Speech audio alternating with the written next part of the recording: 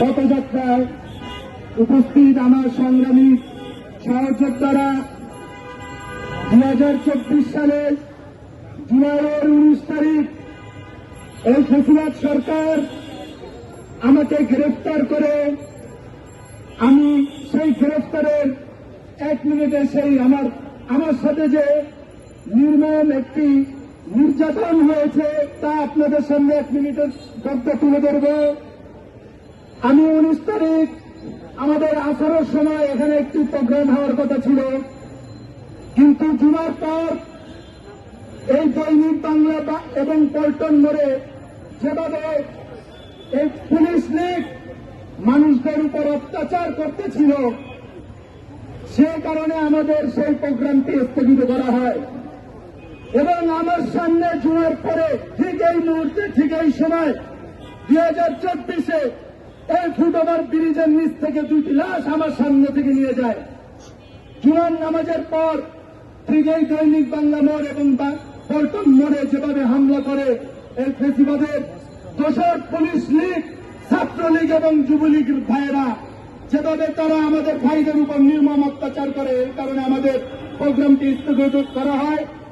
এবং আমি আমার ক্যাম্পাসে যাওয়ার পথে এই নটরডেমের সামনে থেকে আমাকে মতিঝিল থানার একটি ফোর্স, পুলিশ বাহিনী 25 জনের মতো একটি পুলিশের ফোর্স আমাকে গ্রেফতার করে তা নিয়ে আমার দুঃখ নাই, কিন্তু আমার দুঃখ এখানে ছিল যে আমাকে তারা জঙ্গি ট্যাগ লাগিয়ে তারা নটরডেমের সামনে ভরা মজলিসে মানুষের সামনে তারা আমাকে এমন ভাবে টর্চার করে যে আমাকে অর্ধ উলঙ্গ করে ফেলে। আমার শরীরে শুধুমাত্র একটি রক্তরাঙা পায়জামা ছিল, তাছাড়া আর কিচ্ছু ছিল না। তারা আমাদেরকে গ্রেফতার করে থানায় নিয়ে যায়। মতিঝিল থানায় ছিলাম, সারা রাত ছিলাম, সারাদিন ছিলাম। তারা একবেলা ভাত তো দূরে থাক, 1 গ্লাস পানিও আমাদেরকে দেয় নাই।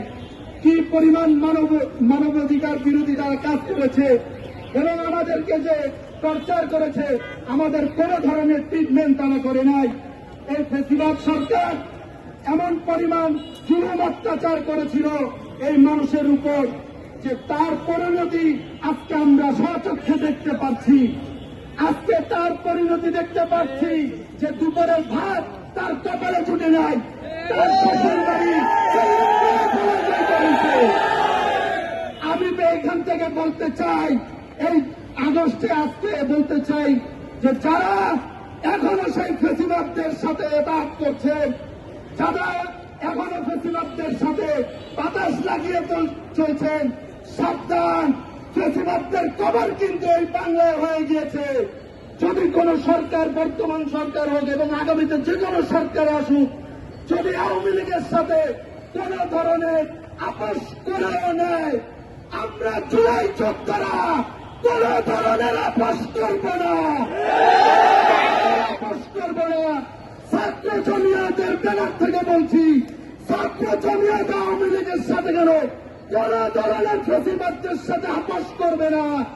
সবার প্রথম রাখলে ছাত্র জমিয়তের ব্যানার থেকে বাংলার জমিনের নিজের তাজা রক্তকে ব্যয় করে দিব, তারপরে কোন ফেসিবাদ বাংলাদেশে আর মাথা চাড়া দিয়ে উঠতে পারবে না। এই আমার সংক্ষিপ্ত বক্তব্য।